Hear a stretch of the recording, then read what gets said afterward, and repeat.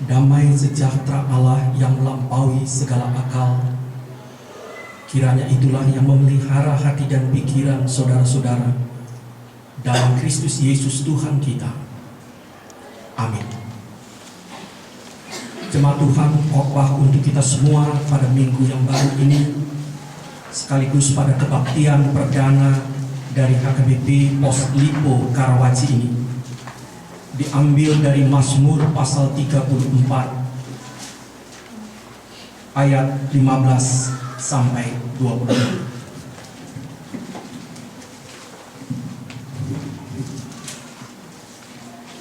Mazmur 34 ayat 15 sampai 22. Kita baca berbalas-balasan, bagian yang ke tepi kami yang baca, bagian yang masuk atau menjorok ke dalam jemaat yang membacanya. Jauhilah yang jahat dan lakukanlah yang baik. Carilah perdamaian dan berusahalah melakukannya. Mata Tuhan tertuju kepada orang-orang benar, Dan telinganya kepada teriak mereka minta tolong. Wajah Tuhan menentang orang-orang yang berbuat jahat. Untuk melenyapkan ingatan kepada mereka dari bangsa ini. Apabila orang-orang benar itu berseru-seru, maka Tuhan mendengar. Dan melepaskan mereka dari segala kesesatannya. Tuhan itu dekat kepada orang-orang yang patah hati. Dan ia menyelamatkan orang-orang yang remuk jiwanya. Kemalangan orang benar banyak, Tapi Tuhan melepaskan dia dari semua itu. Ia melindungi segala tulangnya. Tidak satu pun yang patah. Kemalangan akan mematikan orang fasik. Dan siapa yang benci orang benar akan menanggung hukuman. Sampai demikian pembacaan kita. Jemaat Tuhan, ini pertama kali kita beribadah membuka pos HKBP Lipo Karawaci. Sebetulnya di sekitar kita, di kawasan Lipo Karawaci ini sudah begitu banyak gereja.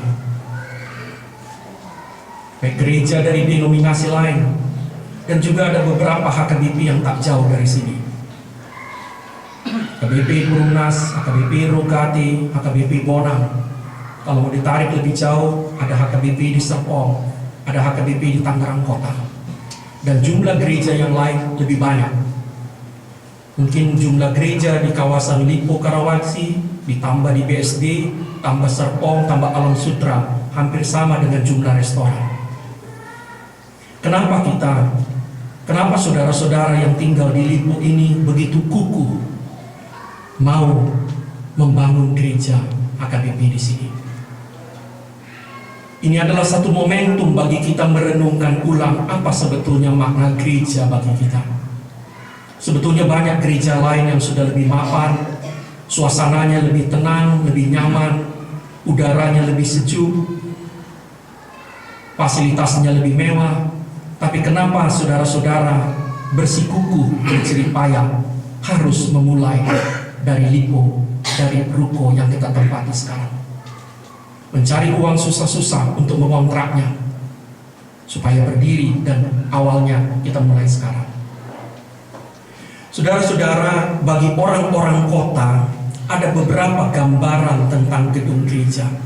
Jadi kalau kita tanya kepada orang-orang modern, orang kota, bagaimana mereka melukiskan, mengibaratkan gereja, ada beberapa.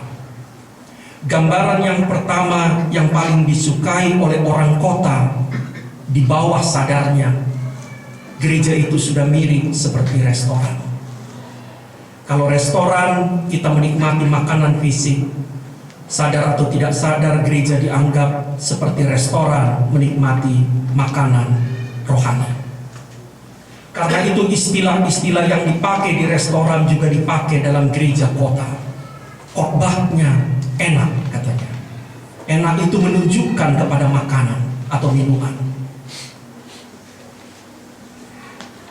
Tidak salah, kita juga memang membutuhkan makanan rohani kita. Tetapi baiklah kita sadar ketika kita membayangkan gereja seperti restoran ada sejumlah konsekuensinya. Saudara dan saya bebas pergi ke restoran kemana saja kita suka. Di mana yang paling enak kita pergi dan kita bayar. Apakah gereja boleh dibayangkan seperti itu? Kita bebas pergi kemana saja, yang penting kita bayar dan kemudian kita pergi. Di restoran, yang penting kita duduk bersama keluarga kita. Kalau kita datang berempat, kita duduk berempat. Kita datang berdua, kita duduk berdua, ngobrol berdua. Kalau sendiri, kita sendiri. Apakah di gereja boleh seperti itu? Kita datang sendiri tanpa menyapa siapa di kanan, siapa di kiri, tanpa mau tahu siapa orang yang duduk di depan kita, di belakang kita, bersama-sama kita. Yang penting kita kenyang secara rohani. Karena itu tidak salah, tapi hati-hati kalau kita membayangkan gereja seperti restoran. Ada bahaya di sana. Tanpa sadar, jiwa kita sedang digiring ke jiwa sangat konsumtif dan sekaligus egosentris. Di restoran kita tidak peduli siapa yang datang. Begitu restoran itu kita anggap tidak lagi baik, makanannya tidak enak, pelayannya tidak ramah, kita dengan tanpa rasa bersalah boleh meninggalkannya. Pertanyaan, apakah di gereja boleh seperti itu? Ketika kita merasa khotbah tidak enak satu saat, ketika kita merasa pelayan kurang ramah, apakah kita boleh pergi tanpa rasa bersalah? Itu bahaya dari sebuah gereja yang dilukiskan sebagai restoran. Orang hanya mementingkan yang penting saya kenyang, yang penting saya puas, yang penting jiwa saya kenyang. Tetapi kita tidak diajak untuk mengikat diri kita kepada orang lain. Di restoran tidak ada persembahan. Di restoran tidak ada tanggung jawab. Begitu restorannya kotor, kita anggap tidak baik, kita pergi. Carilah yang baru. Apakah gereja semacam itu? Gambaran kedua yang disukai oleh orang kota tentang gereja, tentang gedung gereja adalah gereja itu dibayangkan tak ubah seperti gedung teater atau gedung konser. Sekarang kita sudah gak jarang ke bioskop. Tapi dulu orang kota membayangkan gereja itu juga mirip-mirip gedung bioskop. Ada jam tayangnya. Ketika kita tanpa sadar membayangkan gereja itu seperti gedung teater atau gedung konser, maka kita tentu menempatkan diri kita dalam dua kategori. Kita sebagai penonton atau sebagai pemain. Penonton duduk manis. Dia bisa memberikan penilaian. Kalau tontonannya bagus, dia memberikan aplaus. Kalau perlu sambil berdiri. Tetapi begitu pertunjukan dianggap tidak bagus, dia bisa bersungut-sungut dan kemudian pergi. Ketika dia memainkan perannya sebagai kami adalah pemain, kami adalah para selebnya, kami adalah pemainnya, maka kita juga tidak ubah berperilaku. Yang penting saya dilihat. Apakah gereja boleh seperti itu? Apakah di gereja saudara boleh membayangkan diri saudara seorang penonton? Atau sebaliknya, apakah boleh kami para pendeta dan majelis, juga pemain musik, membayangkan kami lah para seleb yang harus mendapatkan aplaus itu atas khotbah, atas liturgi, atas nyanyian dan musik yang kami mainkan? Apakah boleh kami menjadikan kami lah titik pusat perhatian dari seluruh jemaat? Lihatlah kepada saya, pandanglah saya. Apa boleh seperti itu? Yang saya tahu, titik pandang di gereja bukan pendeta, bukan para agenda, bukan pemain musik, tapi salib Kristus ini. Karena itulah sejak awal saya katakan kepada tim pekerja, bikinlah salib itu besar-besar, walaupun agak miring dia. Toko tutup, jangan salahkan.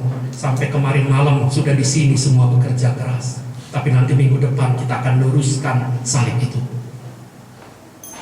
Inilah sentrum kita, inilah titik pandang kita. Kenapa salib di setiap gereja KPB harus dibuat besar dan mencolok? Mau mengatakan fokus dalam ibadah bukan saya, bukan pemain musik, pemain keyboard, bukan song leader, bukan para agenda, tetapi Kristus yang mati, yang bangkit itu, yang sekarang ada memberkati kita di surga. Ketika gereja dibayangkan tak ubah sebagai gedung teater atau gedung konser, maka Kristusnya menjadi terpinggir.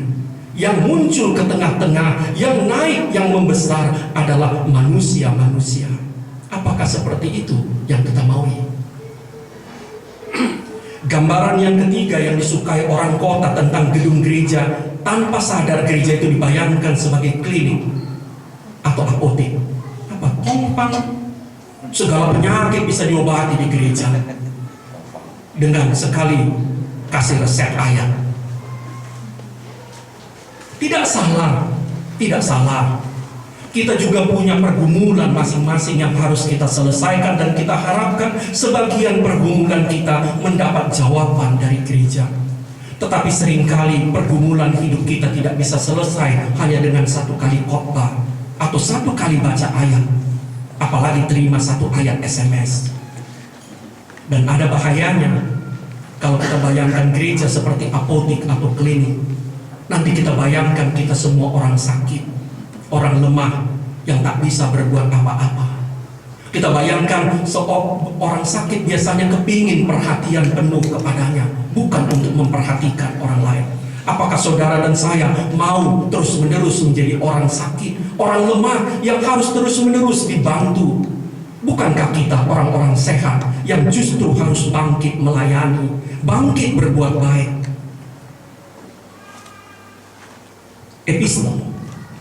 Efesus yang kita baca tadi. Kalau kita baca Efesus tadi, Efesus 6 ayat 10 sampai 20, seperti apa kita bayangkan gedung gereja? Mungkin lebih cocok sebagai markas tentara. Di sana digambarkan kita sedang dalam perang rohani, dan gereja itu adalah benteng kita. Tetapi kita tidak bisa terus-menerus dalam benteng. Kita harus keluar ke tengah peperangan hidup di kenyataan. Evangelium, kalau kita baca Mazmur tadi dan kita baca banyak ayat lain, ada satu lukisan, dan itulah yang mau saya ajak kepada para jemaat Lipo Karawaci sejak awal untuk menghayati bagaimana kita memperlakukan gereja yang baru ini. Dalam Evangelium dan dalam banyak ayat Alkitab, gereja itu lebih tepat dilukiskan atau dihayati sebagai rumah. Sebagai rumah. Bahasa Bataknya jauh. Bahasa yang lebih dalam, bagas. Rumah. Inilah rumah kita. Inilah rumah kita. Tetapi masih rumah kontrakan. 2 tahun lagi mesti bayar lagi, atau kita beli yang baru. Inilah rumah kita.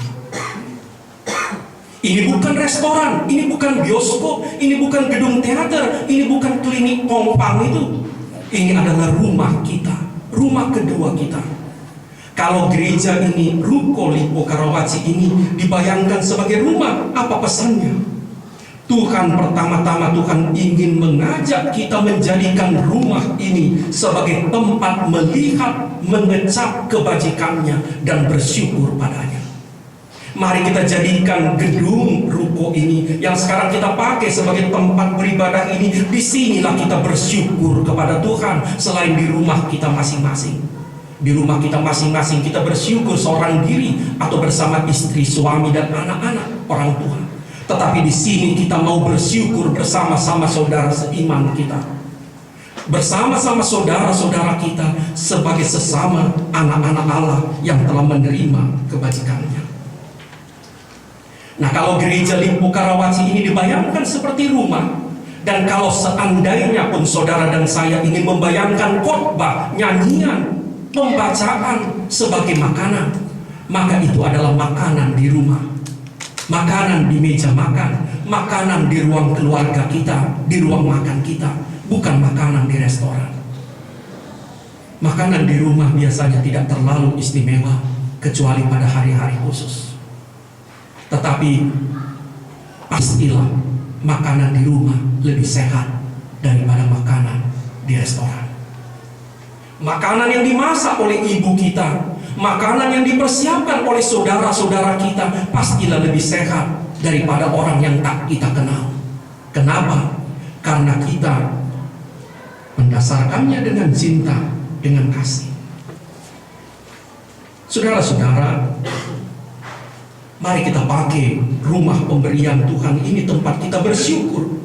Bukan hanya sekali-sekali, tetapi selalu. Kata Daud tadi, dia kalau kita baca di ayat-ayat pertama pasal 34, selalu dan senantiasa secara teratur bersyukur. Mari kita datang. Kita lihat kebajikan Tuhan itu, berkat-berkat Tuhan, dan kita mau bersyukur kepadanya. Saudara-saudara, baiklah kita sadar, kita tidak bisa otomatis bersyukur pada Tuhan. Kita mesti belajar mengucap syukur. Ingat, 10 orang kusta disembuhkan oleh Yesus di Lukas. Hanya 1 yang kembali mengucap syukur. Yang 9 lagi pergi begitu saja. Artinya apa? Saudara dan saya memang harus secara sengaja belajar untuk bersyukur. Dan inilah tempat kita salah satu. Datanglah setiap minggu ke sini. Mari kita bersyukur pada Tuhan. Terima kasih Tuhan. Yang kedua, kalau kita bayangkan gereja yang baru ini adalah rumah yang baru dibangun, belum selesai. Kita semua sama-sama melihatnya. Mungkin ada yang langsung dalam hati tadi mengeluh AC-nya kurang. Ada yang mengeluh itu tangga kenapa mengganggu pemandangan. Tapi inilah rumah kita. Di rumah kita kondisi yang kurang tidak akan kita terima dengan ikhlas. Kalau ada orang yang bersungut-sungut di rumahnya atas kekurangannya, tentu gak ada gunanya. Karena apa? Karena di rumah kita yang bertanggung jawab untuk membangun dan memperbaikinya. Saudara-saudara, saya sudah 21 tahun di Tahbis menjadi pendeta. Saya belum pernah lihat ada satu gereja, termasuk gereja KBP, yang jatuh dari langit. Kami sudah lebih 4 tahun di Serpong. Sampai sekarang gerejanya belum dibangun. Baru minggu depan dimulai pembangunannya. 4 tahun berjuang lebih. Apalagi kalau mau dihitung sebelumnya. Artinya apa? Kalau memang kita kepingin semuanya beres seketika, semuanya tersedia di depan mata kita tanpa kekurangan, tentu bukan di Lipo Karawaci ini tempatnya. Kita akan cari gereja lain yang lebih mapan, di mana kita tinggal duduk tenang. Tetapi pertanyaan saya, apakah ketika kita bergereja hanya untuk kepentingan pribadi, untuk kepuasan batin sendiri, apakah itu baik bagi rohani kita? Nah, karena itu, yang kedua, mari kita jadikan rumah ini, gereja ini, sebagai tempat belajar beribadah dan belajar hidup yang benar, seperti kata sang pemazmur tadi. Belajar beribadah dan belajar hidup yang benar. Saudara-saudara, izinkan saya menyegarkan kembali penghayatan kita. Kata ibadah berasal dari bahasa Arab, kata dasarnya abdi. Kata kebaktian berasal dari kata bakti. Intinya sama. Beribadah artinya mengabdi atau berbakti. Kalau dikatakan berbakti atau mengabdi, tentu fokusnya bukanlah diri sendiri, tetapi Tuhan. Mungkin kita yang punya pembantu, para pembantunya sudah pulang atau belum pulang. Tidak ada pembantu di rumah kita yang hidup untuk dirinya sendiri. Dia hidup untuk majikannya. Seperti itulah kita untuk Tuhan. Karena itu, boleh kita mencari kesenangan dalam ibadah. Tidak salah. Boleh kita bergembira dalam ibadah. Tetapi tujuan utama beribadah, berbakti, sebetulnya bukan menyenangkan diri sendiri, tetapi melayani dan menyenangkan Tuhan sang majikan itu. Nah, karena itulah saudara-saudara, izinkan saya lebih panjang berkhotbah. Kenapa ibadah di HKBP diatur sedemikian? Bila saudara-saudara perhatikan, bagi saudara-saudara yang sudah lama tidak ber-HKBP, ingatlah kembali ketika kapan terakhir bergereja. Tata ibadah HKBP itu dibuat sebagai tempat perjumpaan antara Tuhan dan jemaat. melalui votum sabda pembuka, melalui hukum, melalui janji pengampunan, melalui petunjuk hidup baru atau epistel, melalui khotbah dan berkat, Tuhan mau menyapa saudara. Melalui nyanyian, melalui doa, melalui pengakuan dosa, melalui pengakuan iman, melalui persembahan, kita menyapa Tuhan. Terjadilah terus-menerus percakapan antara Tuhan dan jemaatnya. Dan apa yang terjadi bila saban minggu kita berjumpa dengan Tuhan? Terbentuklah ritme hidup kita, terbentuklah pola hidup kita yang persis sama seperti ibadah itu. Maka hari Senin sampai Sabtu pun kita selalu bersyukur, kita selalu patuh kepada hukum, kita selalu mengaku dosa dan memohon pengampunan, kita selalu meminta bimbingan petunjuk hidup baru, kita selalu mendengarkan sabda, kita memberikan persembahan kasih hidup kita, dan kita memohonkan berkat Tuhan. Saudara-saudara, setahu saya sudah ratusan tahun cara tentara memberikan salut atau hormat tidak berubah. Tidak ada satu orang prajurit pun yang sehat yang mengatakan cara menghormat ini sudah tidak menarik lagi, karena itu perlu diganti. Sudah ratusan tahun cara berenang tidak berubah gayanya, tapi tidak ada remaja kita, anak-anak kita yang mengatakan nggak enak berenang ini, monoton gayanya. Kenapa? Menurut saya, ketika orang mengatakan ibadah itu monoton, sebetulnya di sana bukan salah, tetapi lebih banyak ketidaktahuan atau ketidakmengertian. Bayangkanlah saudara berminggu-minggu, berbulan-bulan, bertahun-tahun hidup dalam ritme bersyukur, berdoa, membaca hukum, mengaku dosa, menerima pengampunan, membaca petunjuk hidup baru, mendengar khotbah, mengaku iman, memberi persembahan, berdoa syafaat dan mendapatkan berkat. Itulah yang terbentuk dalam jiwa kita. Itulah yang terbentuk dalam jiwa kita. Dan saya tidak percaya ada iman yang bisa instan. Jangan kita katakan bahwa dengan kebaktian minggu 1 kali 2 kali di Lipo ini semua iman kita lantas dewasa. Nggak bisa. Kita butuh waktu bertahun-tahun, dan mari kita terima proses pertumbuhan iman itu. Karena itu disinilah kita belajar beribadah. Supaya apa kita belajar beribadah? Mungkin ada yang katakan, saya sudah hafal 10 hukum Taurat. Saya juga hafal.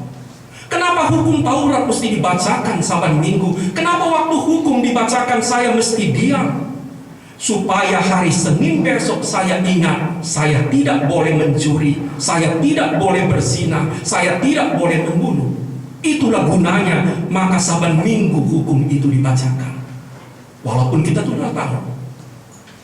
Karena itu, mari kita terima gereja ini, walaupun kita masih di tempat ini dalam kondisi bersesat.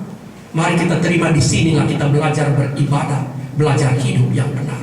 Seperti kata sang pemazmur, belajar menjauhi yang jahat, belajar melakukan yang baik, belajar mencari damai. Yang ketiga dan terakhir,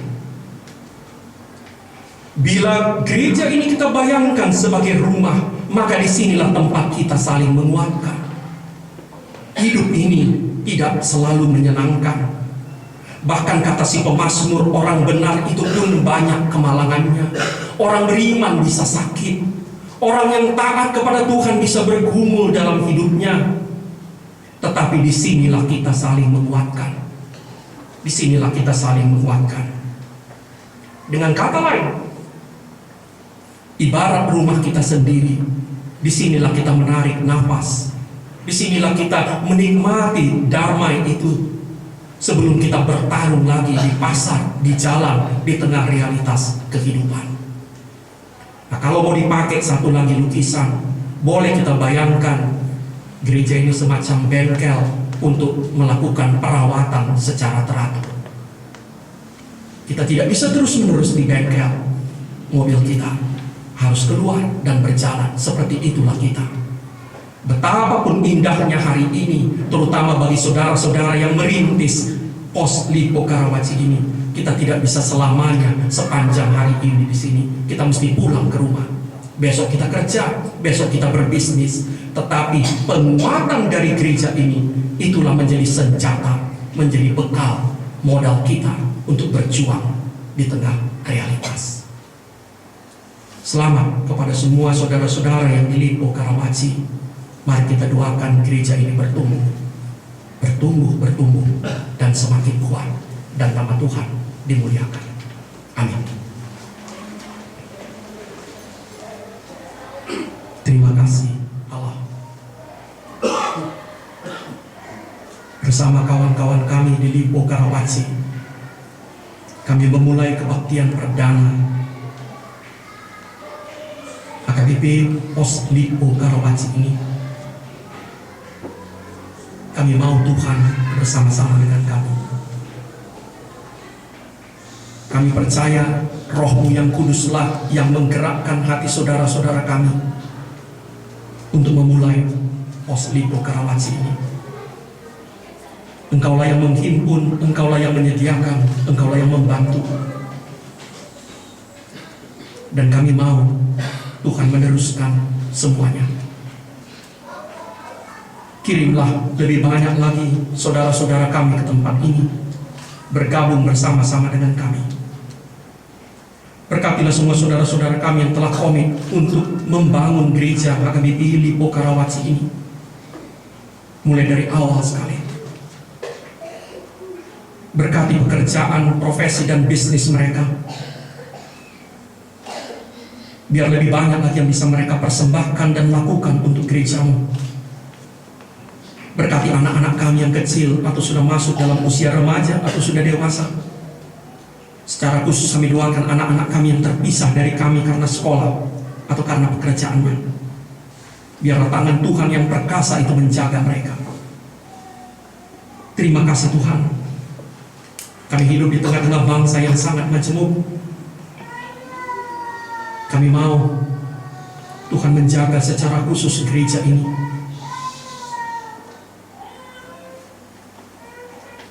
Jauhkan dari gereja-Mu orang-orang yang bermaksud jahat.